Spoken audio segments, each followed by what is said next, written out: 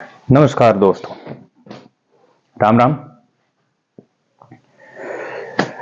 मैं आपसे बात करने के लिए आया हूं डांगरी प्रकरण जैसलमेर के ऊपर। कल वो मुद्दा बड़ा गहमा गहमी में चल रहा था, पथराव भी हो गया था पुलिस द्वारा। वहां जो प्रदर्शन कर रहे थे लोग, उनके ऊपर लाठीचार्ज भी किया गया। हाँ, जो भी है प्रशासनिक कार्यवाही है जो की गई है, उसको मैं लेकर डिफाइन नहीं करने आया हूं कि ऐसे हुआ वैसे हुआ।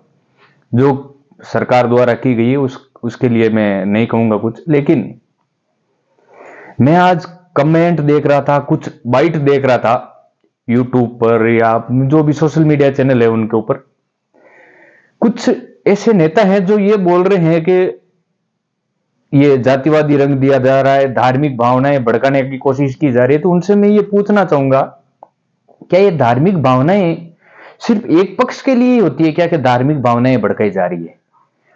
क्या दूसरा पक्ष धार्मिक भावनाओं के रूप में कार्य नहीं कर रहा है?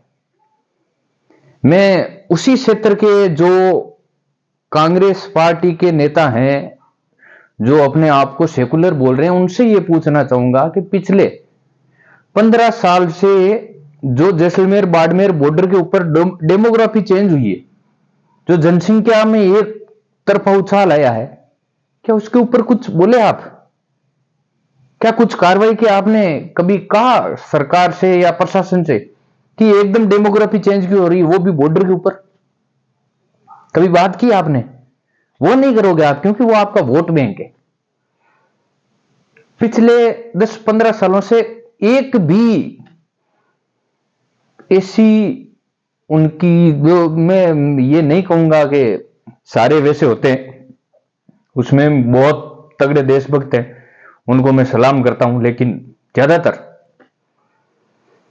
पश्चिम बंगाल से, बिहार से मौलाना बुलाकर वहां धार्मिक भावनाएं भड़का रहे हैं, डेमोग्राफी चेंज करवा रहे हैं। उसके ऊपर कुछ बोलेंगे?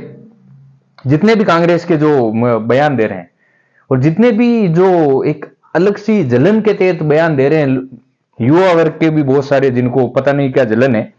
मैं ये नहीं कहूंगा कि हाँ आपको जलन हो सकती है, आपको जलन, लेकिन कभी कभी तो दिमाग का यूज कर लिया करो। हकीकत में क्या चल रहा है आप वो नहीं देख रहे हैं। मैं झुंझुनू के उन गांवों की बात नहीं कर रहा हूं जो वास्तव में भारत में रह के भारत की सेना के प्रति उनका प्रेम। झुंझुनू के एक एक गांव के अंदर जाके देखो, कायम खानी रेजिमेंट में कितने बंदे हैं, कितने शहीद हो चुके हैं, लिस्ट बनी हुई है। लेकिन मैं उनके बारे में अंगुली उठाऊंगा, ये मेरा राइट है, ये मेरा अधिकार है, मैं भारत का निवासी हूं।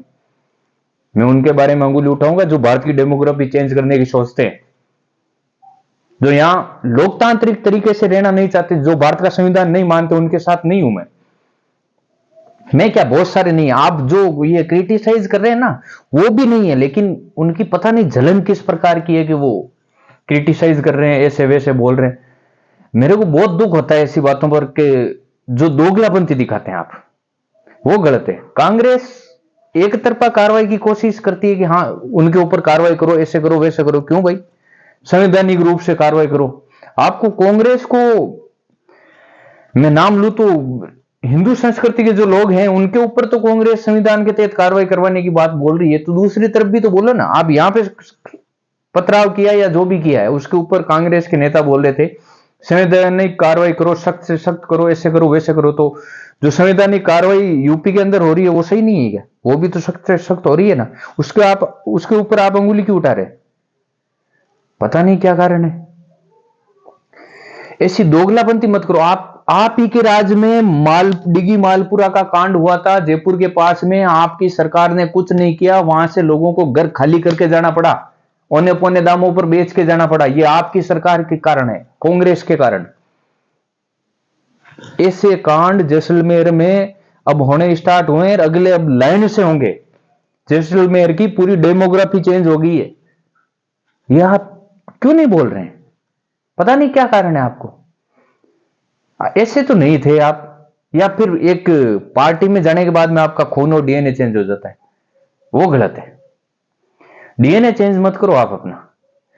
एक राष्ट्रभक्त कौम, राष्ट्रभक्त व्यक्ति होने के तहत जो देश को नहीं चाहिए, देश से ऊपर अपने धर्म को रखे, अपनी किताब को रखे, उसको आप सपोर्ट मत करो।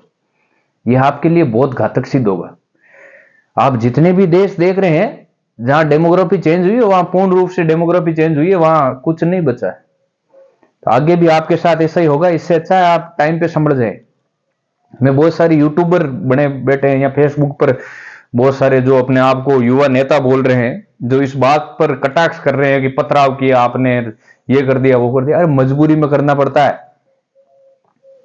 जब आपके ऊपर बीतेगी ना, उस दिन आप देखना।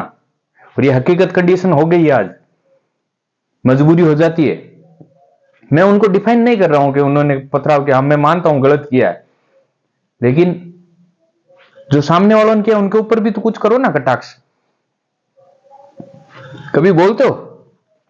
नहीं, वहां नहीं बोलोगे आप, जबान कट जाती है आपकी शायद, या खून ठंडा पड़ जाता है। किस आधार पर आप भारत के नागरिक बने बैठे हो? इससे अच्छा एक पार्टी के गुलाम बन के बैठ जाओ। आप चले जाओ ना वहां पे, गुलामी करो पार्टी की। पता नहीं क्या मजबूरी है।